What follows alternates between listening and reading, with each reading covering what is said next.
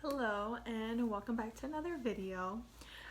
So for today's video, it's going to be a continuation of conferences and talking about them, but the main idea for this video is to talk about the top 5 conferences that I recommend students attend. These conferences are also open to anyone, so you don't just have to be an undergrad student or recently graduated student, but you could be in graduate school, you could be a professional already and still attend these conferences. But I really recommend that you start attending them early because they have a lot of benefits to them. So the first one that I'm going to be talking about is SOCNAS. So I've already mentioned SOCNAS before when talking about the top 5 organizations that you should be a part of. But SOCNAS holds a national conference every year. Every year it's in a different state as well, so that's nice because you get to visit different places. But I really like SOCNAS because it gives you the opportunity to present your research, to network with other minorities that are also following a career in STEM or in research. They also have a lot of opportunities for professional development. They host a lot of workshops on giving tips on application processes and how to make yourself a better applicant. They also host workshops on interviewing for different programs and how you could get the best out of your interview. They also were the first to let me know of MD PhD programs, so I didn't know dual degree programs were a thing until I went to SOCNAS and learned about it at one of their workshops, so I really enjoyed that. It's also a great opportunity to make mentors, so when you go to present your research, a lot of the judges will know what you're talking about and they'll be involved in the field that you're doing research in, and so they can give you a lot of tips and also guide you through that field in a sense, and I really like that as well. And also just listening to researchers talk about their career and their story and finding them after their talk is over, it also helps a lot if you connect with them and things like that. Also anyone that you meet that is already high in their career is always willing to help you out because they know your struggles, they've had similar struggles, and so that's why I really like SOCNAS. There's also part of the conference, they call it an Expo Hall, and that's where a lot of grad school programs will go and medical schools, and they'll go recruit students there.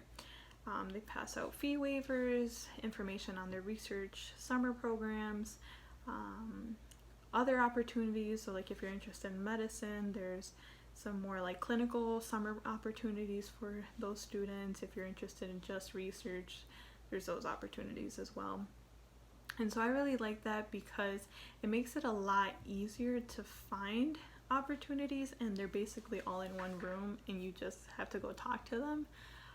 So that's really nice because it can get very intimidating if you're just at home trying to search things online, because there's different requirements, different deadlines, and I don't know, or sometimes it's just hard to find programs. So having all schools in one room together and you having the ability to go around and talk to each of them is really nice. I also like that SOCNAS offers a travel scholarship. So even if you're not presenting research, you can still get this travel scholarship and attend the conference for free, basically. They pay for your flight, they pay for your hotel. I think the only thing you would have to cover or pay for is the registration fee. But it's a really good opportunity to experience a conference without having to put in all that money for the flight and the hotel and everything, because that's usually the most expensive part. Another conference that's really similar to SOCNAS that I also really like is Abercrombs. And so Abercrombs I really like it as well because it's about half the size of SOCMAS. So SOCMAS's conference usually has around 4,000 attendees versus Abercromb's has like maybe like 2,000. And there's this very similar in the setup. The setup is very similar as well. Like they have the Expo Hall, so you could talk to graduate schools and medical schools. They also have workshops and they can mentor you. You can present your research as well. You can have a poster presentation. I think oral presentations are usually reserved for like graduate students or like professionals that already like have their PhD and stuff like that. They offer travel scholarships as well. I know that. I think usually though their travel scholarships are only for first time attendees. But if it's your first time, you know, take advantage of that and apply for the travel scholarship. And yeah, it's another good one because it's a conference for minorities in STEM, and so everyone that you end up seeing is a minority, and so it helps you feel less alone in the field because everyone looks like you, and you're all coming from like similar backgrounds, like first generation college students.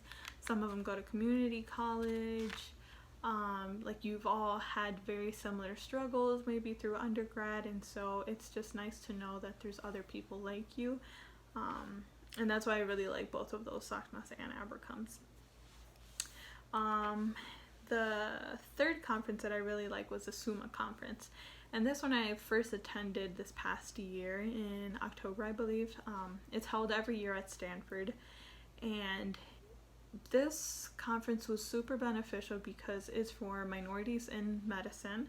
But it's very personalized in a way, and it's even smaller than Abercromb's. I think there was maybe only around 200 to 300 attendees. And it's a one-day conference. They have a lot of lectures, a lot of workshops on, again, how to prepare for an interview, how to write a personal statement, how to prepare your application, like have you checked all the boxes, have you done everything to be a good applicant. I also like that the people higher up at Stanford are there, so you'll have the Dean of Admissions, Dr. Gibbs, there. You'll have other recruiters and medical school screeners there to offer you like their own tips and advice, and that matters the most because they're the ones accepting students. So that's why I really like that conference. Also, when I went, they had really good speakers. They had students who were telling their stories on like why they chose medicine, how they fell in love with it, the struggles that they faced, obstacles. And I believe it was like 4 Hispanic students told their stories, and they were all so moving.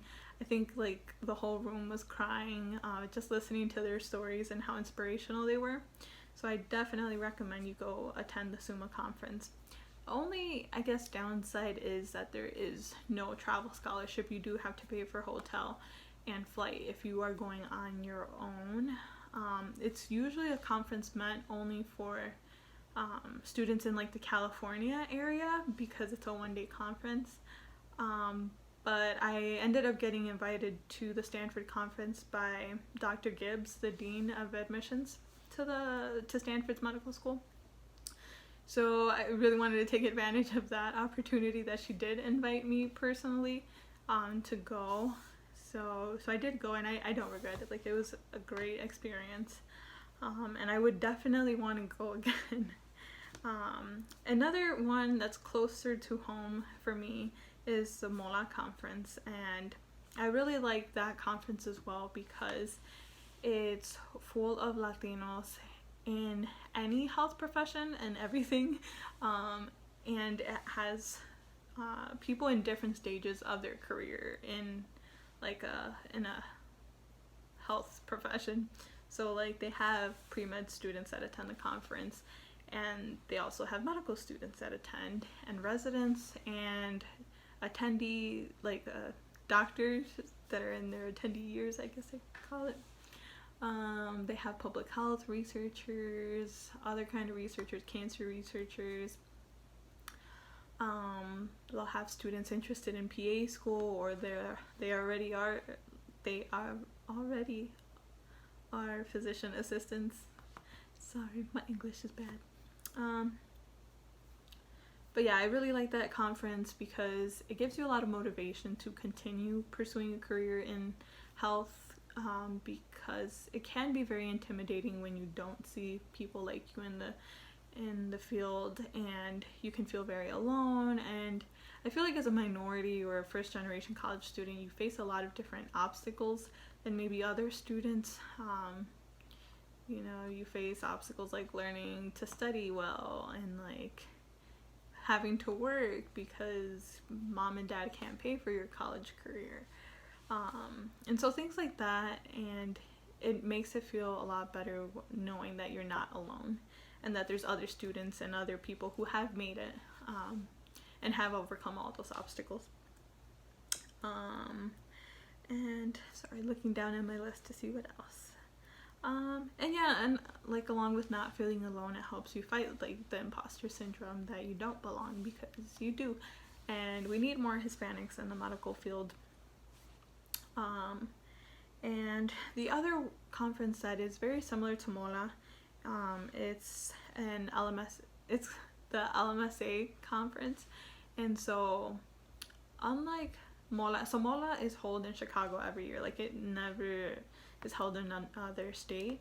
LMSA is. So if you don't necessarily have the opportunity to come to MOLA, you should definitely go to LMSA. So I think last year they held it in Chicago, and the most recent conference was held in Missouri, I think.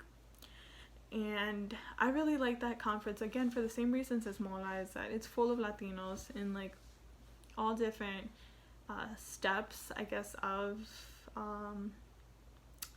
like health professions. So like there's students, but there's also like those that are already established in their career, and it's nice to see how everyone has overcome their obstacles. It's nice to see that there are Latinos in the field.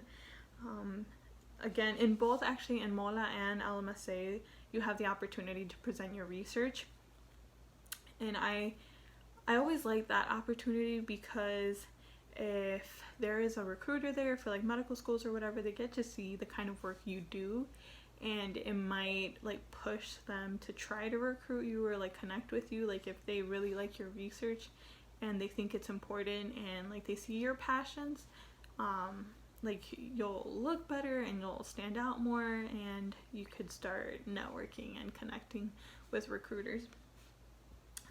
So I like that both of those conferences offer that opportunity to present your research and meet mentors and meet people maybe in the future that you can collab with because you have similar research interests. And yeah, I think that's about it. So those are the 5 conferences. It's SACNAS, Abercrombs, SUMA, MOLA, and LMSA. All of these conferences, for the most part, are accepting abstracts for their upcoming conferences. So I'm going to put the links down below to their website, so you can find out like requirements for abstract submissions and things like that. Yeah, so I know SACNAS, Abercrombs, and MOLA are all accepting abstracts. SUMA, they don't have students present research there, and LMSA, I'm not exactly sure when they're having their conference, but I'll try to find that out as well.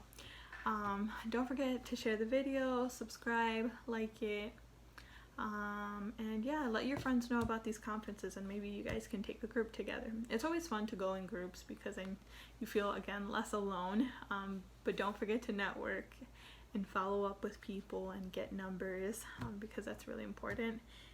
And yeah, if you have any questions or want to see anything specifically in my future videos, please let me know. Comment down below. I'm also going to start adding in my social media, so you can follow me on Instagram and Twitter. Facebook, I just post like random stuff, so I guess you can follow me on there, but it's my first and last name on all of them, I think.